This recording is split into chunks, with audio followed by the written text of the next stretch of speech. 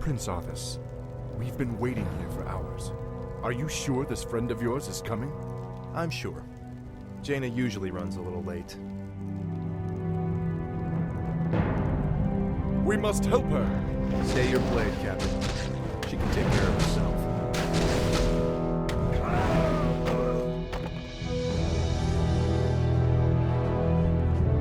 Gentlemen, meet Miss Jaina Proudmoore, Special Agent to the Kirin Tor, and one of the most talented sorceresses in the land. Looks like you haven't lost your touch. It's good to see you again, Jaina. You too, Arthas. It's been a while since a prince escorted me anywhere. Yes, it has. Well, I guess we should get underway.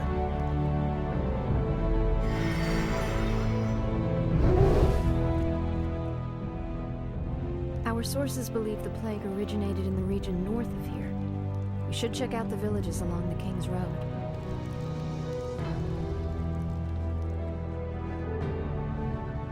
Actually, before we get underway, I'm going to go up here into the options and see if we can balance out the audio a little bit. Because I've been noticing during the in-game cinematics, Is there danger? the mixing is a little bit wonky. That will hopefully do it. The music tends to drown out the dialogue pretty heavily. There's something amiss at the bridge. Certainly. So something that you'll notice is all of these random NPCs, or most of them, have names. Look, it's Not child, but we have Marie Antoinette, Shall be done. among others. And that's a cute little touch. Achilles and Villager. Someone has destroyed the bridge from the far side of the river. There is another way to cross, but it is not as safe as it used to be. For honor. So we really have no If this is option about except to go axes, the I can unsafe explain. route. Slaughter them all. Bandits, run! Oh, we've dealt with bandits before. I forgot to introduce us. So hey everyone, how's it going? Welcome back to Let's Play Warcraft 3. We are now being accompanied by Jaina Proudmoore. She is our Archmage hero unit. She gets access to water elementals, which just provides an extra range unit, which is quite handy. A sound plan. At the cost of a bunch of mana. For my father, the king. And it cools down pretty quickly, so you can have 2 or 3 water elementals up at a time. A sound. Oh, thanks so much. Just gonna not forget Have a to reward control for group you. that in. Of course. And then, do you want to talk to us, friend? Certainly. Do you? Okay. My lord, there is an ancient fountain shrine nearby. Legends say that its holy waters can restore health and heal grievous wounds. That could prove to be useful indeed. Of course. And really, this is an optional quest that just introduces us, tutorial style, to health fountains, which, whenever you bring injured units near them, will regenerate their HP rapidly. Now, another thing that Jaina will get access to, something that all Archmages get access to, is something called Brilliance Aura. Brilliance Aura is so incredibly powerful. It is a mana regeneration aura. Certainly. Affects all units with mana, heroes included. Also, another spellcasting unit we're gonna get. Stay generic unit type. Think in this mission. Auras in Warcraft 3 are so unbelievably strong. Just because they are passive and they Skeletons, slay them all immediately. impact everything around you. They make everything better. Arthas, or the Paladin unit type, gets Devotion Aura, mitigates tons and tons of damage for your whole army. Jaina gives Arthas more spells to cast, and herself and our new unit type will be introduced to soon enough. Sergeant? Undead, my lord. This whole village has gone mad. We did our best to defend the villagers, but We'll get to the bottom of this. A sound plan. And now we get a bunch more Of footmen course. on top of our water elementals and our heroes. That one captain is also a footman. He's just kind of a special campaign footman. And we also get introduced to the defense ability. It will incur a movement speed penalty to all the footmen when activated, and you can toggle it on and off. but it will help them take less damage from ranged piercing attacks like the ones from the skeleton archers. That's not something that we will have to worry about too much. We're gonna Holy Light that guy down. Certainly. And what do we have? That's a potion of mana. Get one on Jaina since we have so many on Arthas as is. A sound. This must be the shrine that the old man spoke of. Any man who drinks from these light-blessed waters will be healed. I'm trying to think here. Like the rate of mana regeneration The light is my strength. caused by Brilliance Aura cannot be understated. Auras in general, just really good. Certainly. Especially because they are passive. They require no toggling, no mana, no real extra dexterity to use. They're just always active, and that's so good. Also, a good time to talk about the different attribute types. Or not. It's as if the land around that granary is dying. Could the grain itself be plagued? Let's hope not. Those crates bear the regional seal of Anderhall, the distribution center for the northern boroughs. If this grain can spread the plague, there's no telling how many villages might be affected. Oh, yeah, we're finally getting deeper in there. So we've kind of come to a head in our investigation, or we've come across a really big lead, which is the Anderhall Grainery, and their grain being infected with this plague. Justice shall be done. So we now have a source, and we know a little bit more about what's going on. Oh, this is gonna get so good soon. Oh, a skeleton popped out of the granary. Sounds interesting. I'm here to help. And back there, in the back row, we have a new undead unit type called a necromancer. We're going to clear out the skeletons. He can raise a couple of them, but they aren't going to last long enough. And we will lose more HP probably heading after them than dealing with the archers first. Plus, we get like 90% of his health with one Holy Light, so that's always nice. The light is my strength. And look how much damage was mitigated just from Devotion Aura, from the 2 points we have in that. For honor. It's absurdly good. So, okay, good. Different attribute types. We have Strength, Agility, and Intellect. Strength means you get more HP and more HP regen with every point. For honor. Agility is your armor value and your attack speed. And Intelligence. We've come to help heal the land of this strange curse. As always, the generosity of the elves is greatly appreciated. You should know that there is a granary warehouse at the far end of this village. This evil blight may be evident there as well. Intelligence is your max mana and your mana regeneration rate. Every hero has a primary attribute. The more points in that primary attribute, the more damage they do with their auto attacks. Arthas is a strength hero, Jaina's an int hero. Well, I could use your help. We've got a warehouse to destroy at the end of town. I forgot we actually get 2 new units in this mission, so we just picked up the priest unit type, these high elf casters, who will automatically cast a low mana, but also low impact heal on injured units, but they'll do that over and over and over again. And you can also dispel debuffs and enemy buffs, as well as doing like lots of AoE damage to summoned units. We've been discovered, my brothers. Flee and continue with the operation. I'm sorry I can't stay and chat, but duty calls. That creature looks like it was sewn together from different corpses. Let's study it after we kill it, okay? Oh, fuck yeah, the abominations. Oh, I love the abominations so much. They look so cool. I'll take care of it.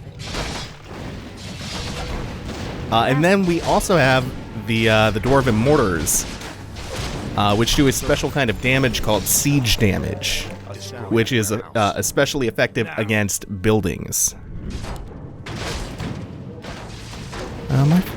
Okay, now we're good. They also do splash damage, which can affect both friendly units and enemy units. Justice has come. It's a low amount of AoE damage around whatever they're targeting, and you can also set them to attack the ground. And then, like, you can do stuff with them, like carve a path through trees by knocking the trees down with their mortars. What was that? And who was that wizard dressed in black? I believe that the robed man was a necromancer. Obviously, he and his lackeys are behind this plague. Well, it's a good bet we'll find him and the answers we're looking for in Anderhall.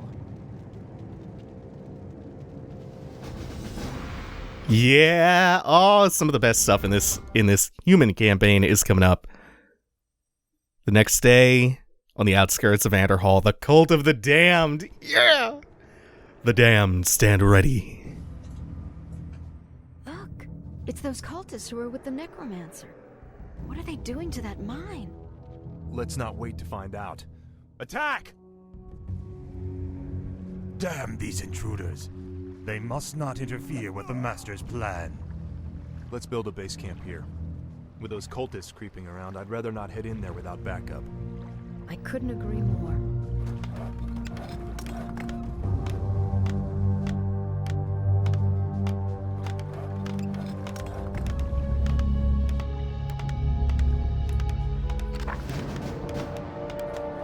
Alright, we have our town hall under construction. That is our main structure for our base.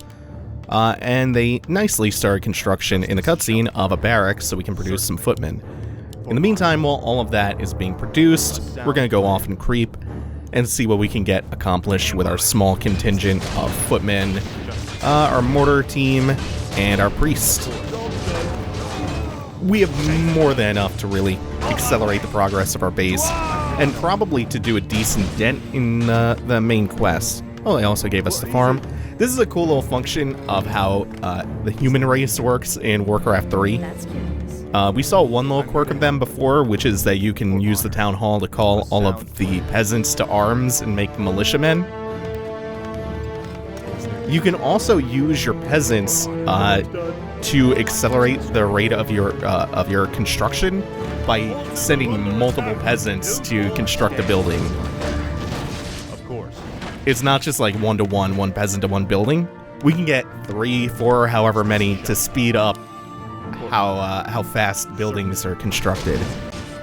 It does cost a little bit of gold for every extra peasant you devote to the building. But in our case, because we're going off and creeping and we can't really do anything like produce any extra units, anything like that until all of our stuff is up and running,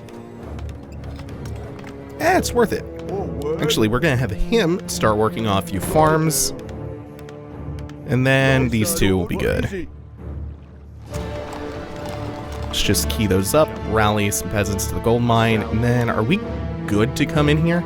I'm not sure how fortified this base is early on. I don't remember. I think we're fine. I think we're fine to just do this. We'll get reinforcements from the base as we go. Is there danger? The main thing that we're missing are farms. So this is our first time really seeing an undead base. The undead, like the Zerg in StarCraft, have to build on a special terrain, like a special infected terrain called Blight, which is this infected land under our feet. And they get some special properties from being on Blight. I think they get increased HP regeneration, among other things. I don't think they get the Zerg-style speed bonus. It was a little sloppy.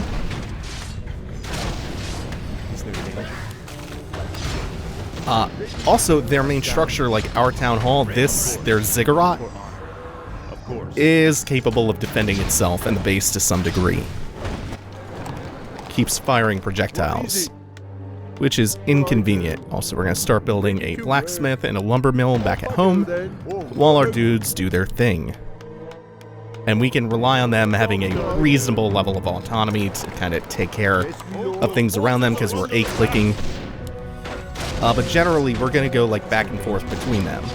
Now, I'm not going to be spam clicking or doing too much crazy hockeying unless it's absolutely necessary, because everything becomes a little bit incomprehensible if you don't know what you're looking at if I play this too fast. Like if I just go max APM, it's kind of gonna become visual nonsense. Oh shit. I don't think I'm gonna get that priest away. Oh, that's a really sloppy play. I could do a lot of this really rapidly from muscle memory, but that's, again, it's hard to follow, and this is an LP, so I'm gonna want to slow it down just a little bit. I'll do my best to balance that while also playing in a somewhat efficient manner. So the yin and yang of RTS games is the balance of micromanagement and macro management. Microing and macroing. The little picture and the big picture. Micro is extracting the maximum value out of your units by controlling each of them individually. Choosing who fires at what, who casts what and when. Moving small groups or individual groups around to either break the AI's targeting on them if they get low on HP, or to kite enemies around while your other ones keep going, keep attacking. You're not doing much. I think we should be good on food. Yeah. 22 out of 36. I can help. And then macroing, on the other hand, is constructing things at home. It's mining, expanding, keeping your economy up, and your upgrades and your unit production steady. The best players are doing both of these things at once. And Jesus, let me tell you, it's beautiful. It's absolutely astonishing. Like, that level of multitasking and attention and carefully positioning units and unit groups while keeping your current resources low because they always have something going on at base. They're never floating huge amounts of gold or lumber because they're precisely managing when they're doing things, when they're building things. Like, they have this all kind of worked out. It's incredibly complex. And all of this while they're scouting and adapting to what the enemy is doing and creeping and strategizing. That's so wonderful. It's a wonderful dance.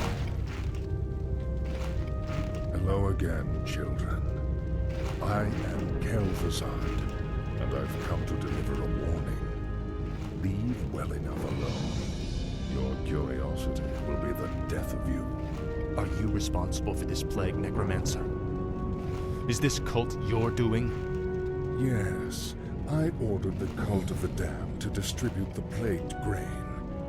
But the sole credit is not mine. What do you mean? I serve the Dreadlord, Mal'Ganis.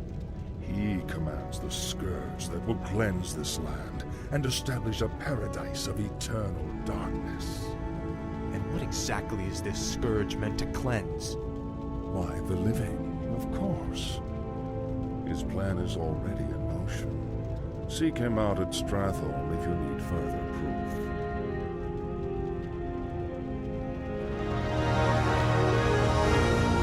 By the way, thinking about it, I believe I called the main structure of the Undead and Ziggurat. It's actually a necropolis. Ziggurats are the smaller tower structures that kind of provide food or supplies.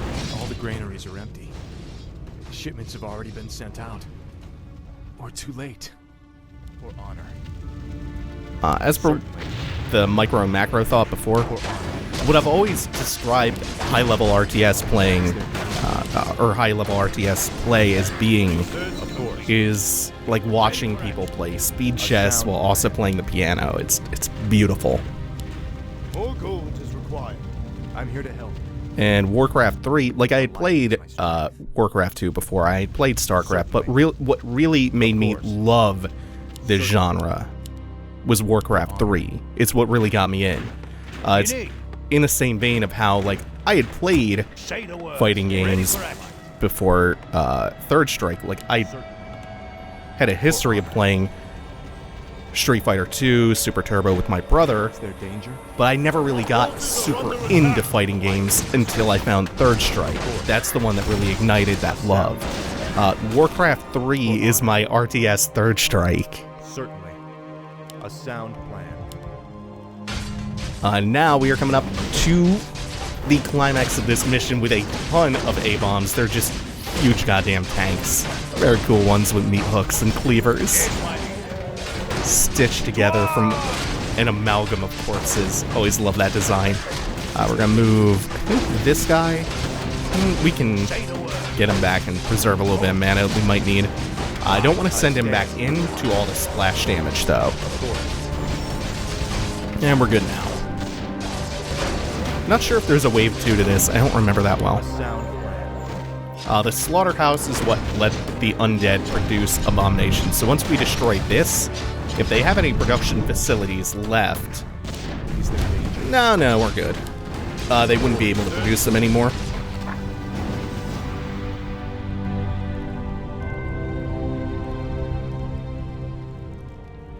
Naive fool.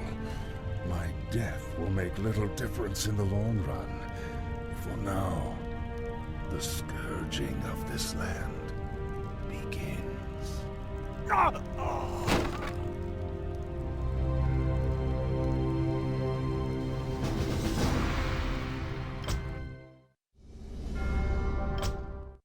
Early the next morning, Arthas and Jaina approach the village of Hearthglen. March of the Scourge. Oh, we have two of my favorite human missions coming up next. It's Hearthglen and then Stratholme after that. Thank you all for watching. Take it easy. Have a good one, y'all.